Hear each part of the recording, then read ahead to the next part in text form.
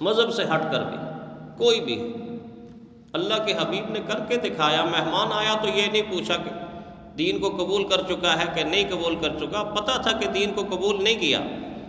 اپنے ہاتھ مبارک سے 7 بکریوں کا دودھ دو کر اپنے نبوت کے لب جس پیالے کے ساتھ لگتے تھے اسی پیالے کے اندر دودھ نکالا اور غیر مسلم کو پلا دیا.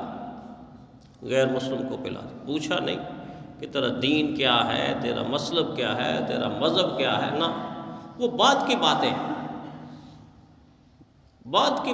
پہلی بات یہ تھی کہ بھوک لگی ہوئی ہے، بس اس کی بھوک دور کرنی ہے. بلا تفریق انسانیت کی خدمت، بلا تفریق انسانیت کی خدمت. یہ انسان اور انسان کے درمیان رشتہ ہے جس کو قرآن پاک اتنے خوبصورت لفظوں سے بیان کرتا ہے. یا بنی آدم، یا بنی آدم، یا بنی آدم. اے آدم علیہ السلام کی اولاد، اے آدم علیہ السلام کی اولاد. سکھ بھی آدم علیہ السلام کی اولاد، ہندو بھی آدم علیہ السلام کی اولاد، بدھ مت بھی آدم علیہ السلام کی اولاد، یہودی بھی آدم علیہ السلام کی اولاد، عیسائی بھی آدم علیہ السلام کی اولاد، پارسی بھی آدم علیہ السلام کی اولاد، مجوسی آگ کو پوجنے والے بھی آدم علیہ السلام کی اولاد.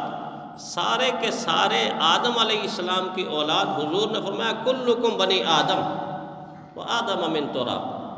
تم سارے کے سارے آدم علیہ السلام کے بیٹے ہو یا بیٹیاں ہو، اور تمہارے والد کی ابتدا مٹی سے اللہ نے رکھی تھی. تمہاری اصل بھی ایک ہے، تمہاری نسل بھی ایک.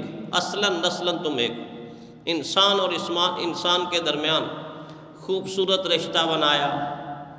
پڑوسی کے درمیان ہمسائے کا رشتہ بنایا، اور ہمسائے کا رشتہ بنا کے بتایا چوکنے رہنا. کہیں ایسا نہ ہو کہ حق تلفی ہو جائے.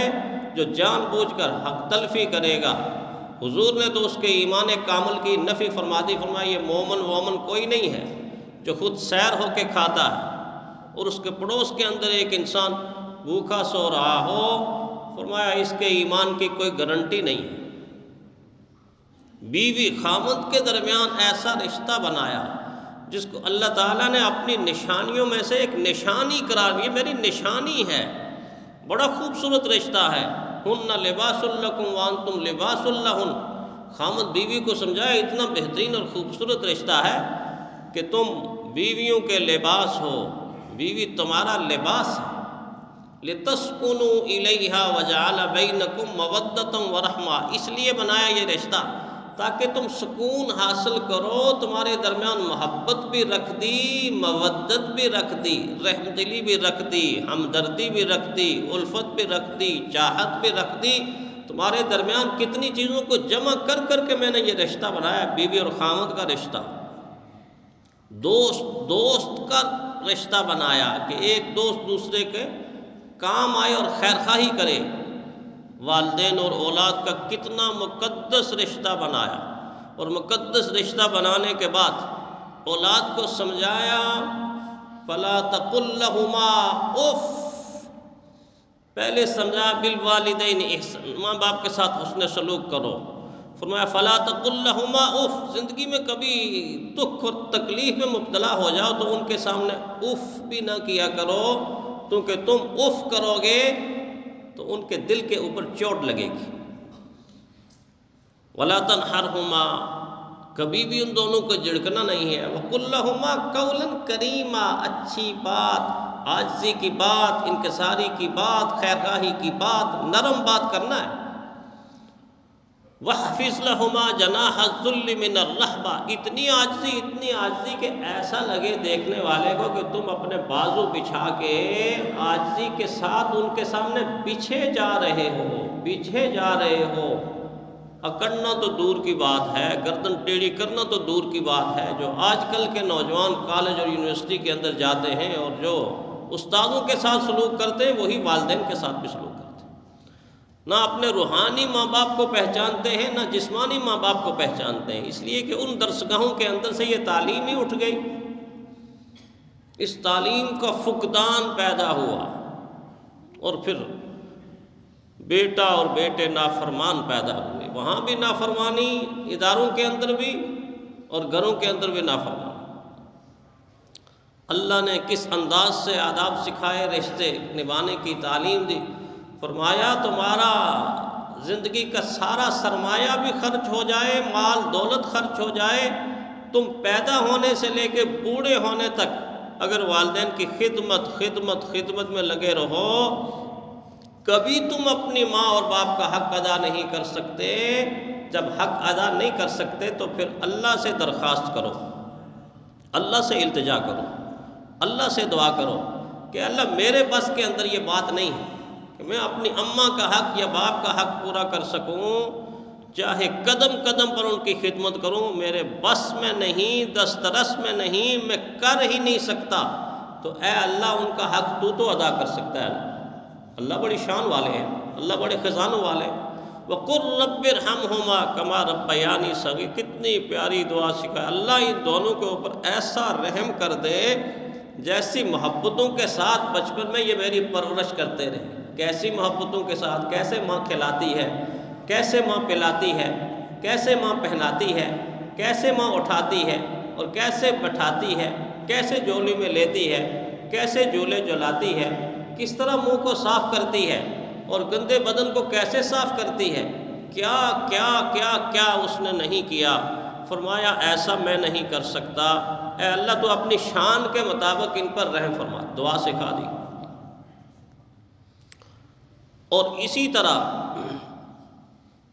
بھائی بہن کا رشتہ جس میں رحمت ہی رحمت ہے، رحمت ہی رحمت ہے۔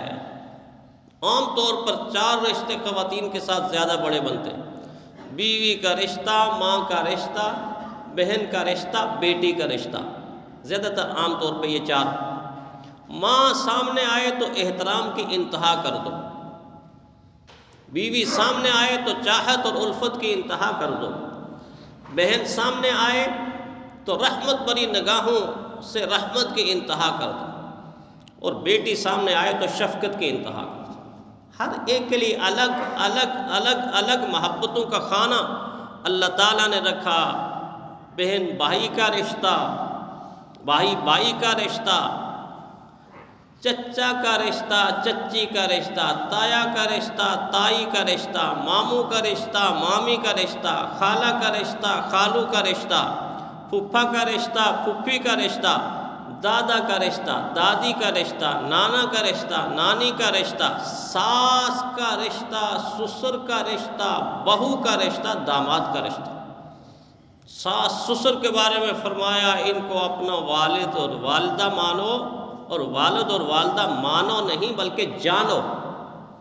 بہو اور داماد کے بارے میں فرمایا ان کو اپنا بیٹا اور بیٹی مانو، اور بیٹا اور بیٹی مانو نہیں بلکہ جانو۔ جو آپ کے لیے اپنی بیٹی کے جذبات ہیں وہی بہو کے لیے جذبات ہونے چاہیے، جو آپ کے جذبات اپنے بیٹے کے لیے ہیں وہی داماد کے لیے جذبات ہونے چاہیے۔ اور ان رشتوں کو کاٹنے کا اور ختم کرنے کا نقصان اتنا بتایا حضور صلی اللہ علیہ وسلم نے کہ جس کو دیکھ کر انسان کے رونگٹے کھڑے ہو جاتے ہیں۔ آج رشتوں کا تقدس انسان پامال کر چکا ہے۔ مغرب کے ہاں تو رشتے ہی ختم ہو گئے، وہاں تو رشتوں کی پہچان ہی نہیں ہے۔ اکثریت ادھر کو چلی گئی کہ جن کو پتہ ہی نہیں ہے کہ والد کون ہے، اور جن کو والد کا پتہ ہے تو اگلے رشتوں کا پتہ نہیں کہ چچا کون ہے، تایا کون ہے، خالہ کون ہے، کوئی رشتوں کی پہچان نہیں۔ کثرت کے ساتھ لوگ اس طرف چلے گئے ہیں کہ جو اب ڈی این اے ٹیسٹ کر کے پتہ چلتا ہے کہ ہاں اس کا بیٹا ہوگا، اس کا بیٹا ہے، وہ ڈی این اے پہ چلے گئے۔ لیکن اہل ایمان کو کتنے خوبصورت رشتے دیے ہیں، اور ان رشتوں کو توڑنے میں سب سے بڑا اسلحہ جس کے پاس ہے اس کو شیطان کہتے ہیں۔ سب سے بڑا ہتھیار جس کے پاس ہے اس کو شیطان کہتے ہیں۔ شیطان انسان کے ہزاروں نیک اعمال پہ حملہ کرتا ہے، لیکن ہزاروں نیک اعمال پہ حملہ کرنے کے باوجود سب سے بڑا حملہ اس کا یہ ہوتا ہے کہ انسانوں کے رشتے ٹوٹ جائیں، انسان بکھر جائے۔ چنانچہ حدیث کے اندر بتایا گیا ہے کہ شیطان جب اپنے شتونگڑوں سے کارگزاری سنتا ہے تو بڑے بڑے گناہ وہ بناتے ہیں۔ کوئی شیطان اس سے یہ کہتا ہے میں نے آج قتل کروا دیا، اچھا پتر ٹھیک ہے اتنا ہی کہتا ہے، شاباش واباش نہیں دیتا، میں نے آج فلاں کو شراب کا عادی بنا دیا، میں نے آج فلاں کو دوسرے کا حق غصب کرنے کے لیے اکسایا اور حق غصب کر، سارے گناہوں کی تفصیل تو سر ہلاتا رہا، ٹھیک ہے صحیح کیا ہے صحیح کیا ہے، لیکن ایک شیطان آ کے کہتا ہے میں نے آج میاں اور بیوی کے رشتے کو توڑ کے الگ کر دیا، قطع کر دیا، غصہ دلاتا رہا یہاں تک کہ طلاق کروا کے چھوڑی ہے، تو اس کو کہتا ہے شاباش شاباش، تو میرا بیٹا ہے، تو بڑا پیارا ہے، کام اصل میں تو نے کیا۔ دو کاموں پر شیطان شاباش دیتا ہے اپنے کرندوں کو، ایک میاں بیوی کے درمیان تفریق پیدا کرنا کہ تو نے صرف میاں کو بیوی سے الگ نہیں کیا، بیوی کو میاں سے الگ نہیں کیا، تو نے خاندانوں کے درمیان ایسی چھری چلا دی ہے کہ خاندانوں سے کٹ گئے ہیں، سارے رشتے کٹ جاتے ہیں، اس لیے کہ سارے رشتوں کی بنیاد ہی میاں بیوی ہے۔ انسانیت کا سب سے پہلا رشتہ کون سا ہے؟ ماں باپ کا تو نہیں ہے، بہن بھائی کا تو نہیں ہے، چچا خالو ماموں کا تو نہیں ہے، سب سے پہلا رشتہ انسانیت کا میاں بیوی کا رشتہ ہے۔ میرے دادا آپ کے دادا آدم، میری اماں آپ کی اماں حوا کے درمیان میاں بیوی کا رشتہ بنا، پھر اس رشتے کی بنیاد پر سارے رشتے وجود میں آئے۔ جب ایک رشتہ تو نے کاٹا ہے، سینکڑوں رشتوں کا ستیاناش کر دیا، برادری کو برادری سے الگ کر دیا ہے، کنبے کو کنبے سے الگ کر دیا ہے، قبیلے کو قبیلے سے الگ کر دیا ہے، خاندان کو خاندان سے الگ کر دیا۔ سب سے پہلا حملہ شیطان کا یہی ہوتا کہ کسی نہ کسی طرح انسان کو انسان سے لڑا دیا جائے۔ جبکہ دین کیا کہتا ہے؟ دین کہتا ہے تم بڑے بڑے اونچے عمل کرتے ہو، نماز نفل پڑھتے ہو، روزہ نفلی رکھتے ہو، بڑے اونچے اعمال ہیں۔ فرمایا ایک آدمی ساری زندگی نفل نماز پڑھتا ہے، ساری زندگی نفل روزہ رکھتا ہے، اس کے مقابلے میں ایک انسان ہے جو خاندانوں کو جوڑ رہا ہے، خاندانوں کو ایک کر رہا ہے، خاندانوں کے درمیان محبت پیدا کر رہا ہے، ان کے درمیان مخالفت کو ختم کر کے موافقت کو پیدا کر رہا ہے، نفلی روزے اور نفلی نماز والے سے یہ زیادہ بہتر ہے، یہ زیادہ اونچا عمل ہے۔ حضور صلی اللہ علیہ وسلم نے ایسا فرمایا۔ اتنے فائدے صلح رحمی کے، فرمایا صلح رحمی سے محبت میں بے پناہ اضافہ ہوتا ہے، رزق میں برکت ہوتی ہے، مال میں برکت ہوتی ہے، پرسکون اور خوشگوار زندگی وجود میں آتی ہے، انسان کی زندگی میں برکت آتی ہے صلہ رحمی سے، رشتوں کو جوڑنے سے عمر میں برکت، انسان کو بری موت سے نجات ملتی ہے، گناہوں کی معافی ملتی ہے، نیک اعمال کی قبولیت ہوتی ہے، رشتوں کو بنانے، رشتوں کو نبھانے اور رشتوں کو جوڑنے سے حتیٰ کہ جنت کی ضمانت ملتی، رحمتوں کا نزول ہوتا ہے جوڑنے والے، رشتوں کو پہچاننے والے، اللہ تعالیٰ کی قربت کی انتہا ہوتی ہے۔ اور دنیا کے اعتبار سے جو انسان اپنے رشتوں کو پہچانتا ہے، جانتا ہے، نبھاتا ہے، بیسیوں موذی امراض، جو بیماریاں ہیں نا آج جن سے ہم نام لیتے ہی ڈر جاؤ، فلاں کو بلڈ کینسر ہو گیا، فلاں کو یہ ہو گیا، بیسیوں موذی امراض کا علاج انسانوں کے درمیان اچھے اخلاق اور بہترین رشتے نبھانے میں۔ کوئی انسان کی نیت کر کے دیکھے، اللہ تعالیٰ ایسی بیماریوں سے ان کو نجات دے دے گا۔ جب تک نقصان اتنا ہے، 4 گناہوں کی سزا بتائی کہ آخرت میں تو ملنی ہے، اس دنیا ہی کے اندر انسان کو ملے گی۔ ان میں سے ایک قطع رحمی کرنے والا انسان اس وقت تک نہیں مرے گا جب تک دنیا ہی کے اندر کوئی نہ کوئی سزا ضرور بھگت کے ملے گا۔ قطع رحمی کی سزا اتنی ہے، جنت سے محرومی، اذن لا يدخل الجنت، جنت میں داخل ہی نہیں ہو سکتا، قطع رحمی کرنے والا، رشتوں کو پامال کرنے والا، رشتوں کو ضائع کرنے والا جنت میں جا نہیں سکتا۔ یہ نقصان بتایا، سب سے بڑا نقصان، رشتوں کو پامال کرنے والے انسان کی زندگی بے چین ہوگی، بے قرار ہوگی، اضطراب ہوگا، اور ایسے حالات سے دوچار ہوگا کہ صبح و شام اس کو ایک گھڑی بھی سکون کی نہیں ملے گی۔ یہ تو اللہ کے اتنے بڑے انعام ہیں۔ پتا اس وقت تک اپنی قدر و قیمت رکھتا ہے جب وہ درخت یا اس کی شاخ سے جڑا رہتا ہے، جو ہی شاخ سے کٹتا ہے، کلابازیاں کھاتا ہوا آپ کے قدموں میں آ کے چورا چورا ہو جاتا ہے۔